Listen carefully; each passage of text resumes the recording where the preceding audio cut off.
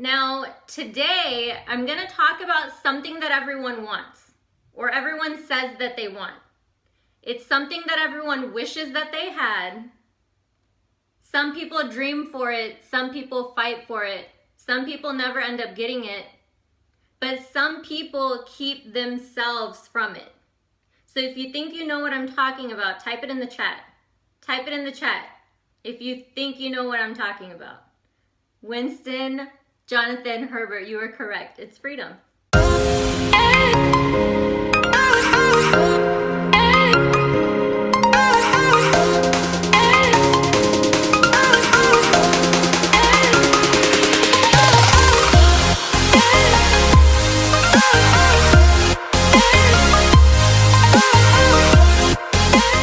a lot of people means you get to do what you want, when you want, with whoever you want, wherever you want, correct? And we're telling ourselves that that's going to be achieved by having our finances covered, right? Because then you don't have to worry about anything. But what about the mental freedom? What about all of the doubts, the fears, the opinions, the chatter in our head? What about that? Because without that being gone, can you really experience total freedom? No. Because if you're not free here, then nothing else really matters, because that's where it starts. So I want everybody to think about this. If you're able to close your eyes, if you're driving, don't close your eyes.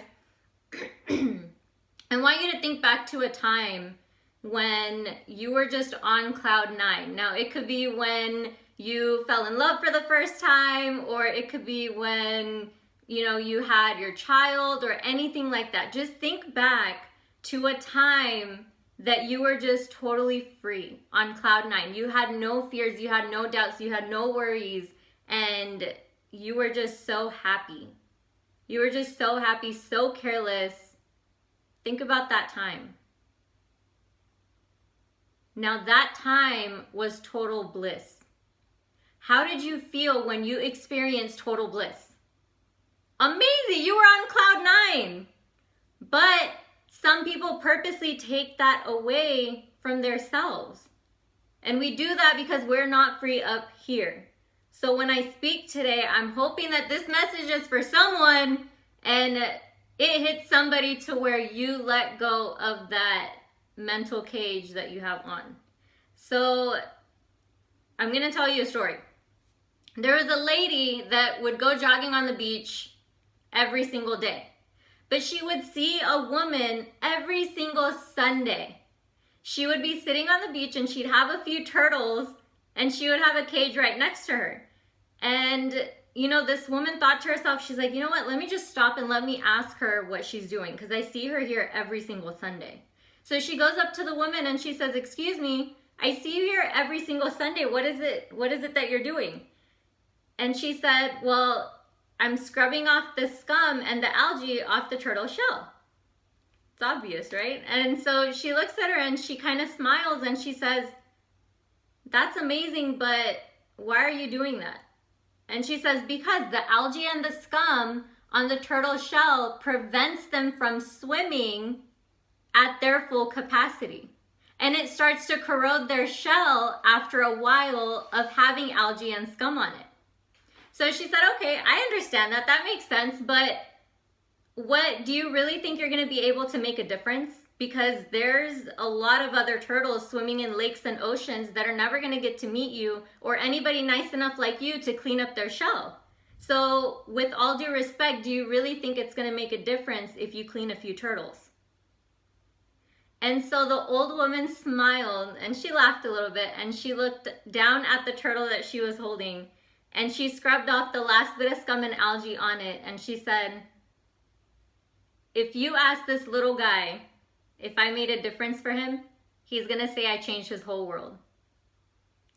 So think about it. How many of us are like that turtle swimming in the ocean of life and we've accumulated algae and scum throughout our life?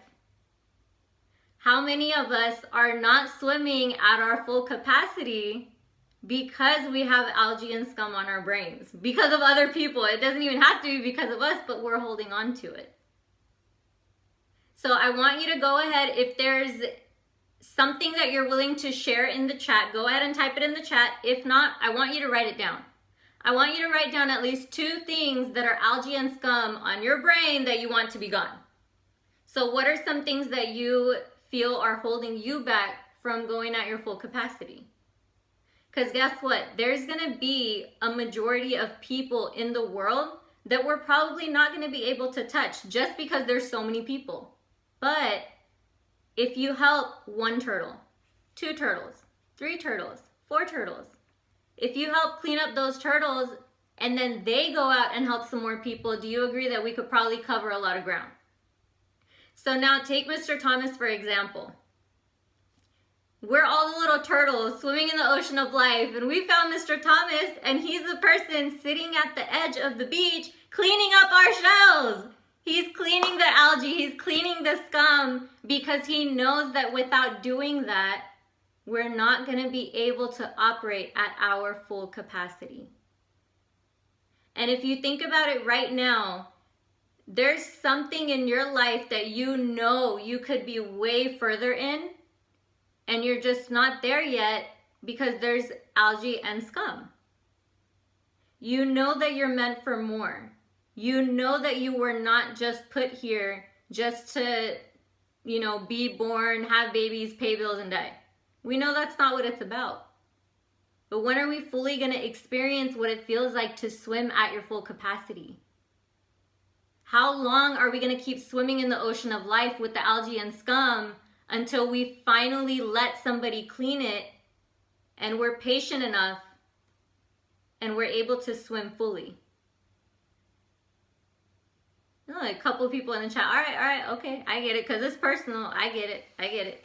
Now, think about this. You can't free other people if you can't free yourself first. So that's kind of like we say, how are you going to lead other people if you can't lead yourself first? How are you going to guide other people on waking up early if you can't wake up early? How are you going to tell other people, look, you need to do personal development if you're not doing personal development? So how do we clean that algae and the scum? How do we do that? You have to constantly be reinventing yourself. You have to constantly be growing, constantly be doing personal development, constantly be plugging into events. Listen to the people that have what you want. Don't listen to the people that you don't want anything to do with what they have. How many times have we heard that? But how many of us really do it? We know that there's people in our life that we sometimes take advice from just because we respect them, that we really shouldn't, because they're not at where we want to go. We sometimes do it out of habit. We sometimes do it out of respect. But if you know where you're going, if you know that there's people that are already there, like think about Mr. Thomas. He's where people want to be. He's where people want to go. And not everyone still listens, and that's because of the algae and scum. And yeah, it's going to take time to clean it off, because anybody knows soap scum, that it takes time. But you can do it. So now let me tell you another story. In a circus, I'm going to tell you a story about a tiger, because I had a tiger on my wall, okay? So in a circus, there is a ringmaster, and they caught a tiger cub, okay? They caught a tiger cub, and when he got to the circus, he was little. He wasn't going to do any harm, right? He was little. But the ringmaster still put a chain around his neck, and he would start training him. He would start training him to do the tricks and all of those things. And every single night after the shows, once he started performing, the chain would still be on him, but they would cover it with something so people couldn't see it. Every night after the shows, the ringmaster would yank on the chain and take him into the cage, and he would go without a fight. Now the tiger was getting bigger and bigger and bigger. But the only thing that changed was the size of the chain around his neck. So again, next day, performing, jumping through hoops, doing all of that stuff. And then again, night after night, the ringmaster would just yank on the chain and take him in the cage. And then one day, the ringmaster said, you know what, I think he's trained now. I don't think he's going anywhere.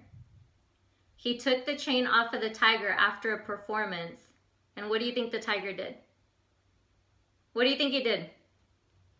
He went back into the cage without a fight because he was trained to do so. Just like that, people are trained, and it can be by culture, by family dynamics, by anything. There's certain things that people have gone through in their life that have molded and shaped you into the person that you are today. Conditioned by past experiences. Yes, exactly. So think about those things. Just like algae and scum, people have a chain. That's just like the elephant and the rope. I don't know if you've heard me tell that story before. But same thing. When an elephant was tied up to a rope and they tied it to a chair, he thought he couldn't go anywhere. What's that chain? What's the algae and the scum that we need to get rid of so that you can swim to your full capacity? You are a tiger. The chain that was put on you, even once it's taken off, that self-sabotages when you keep doing it even after the chain has been taken off. If you know how powerful you are, if you know you're a tiger, why aren't you embracing it?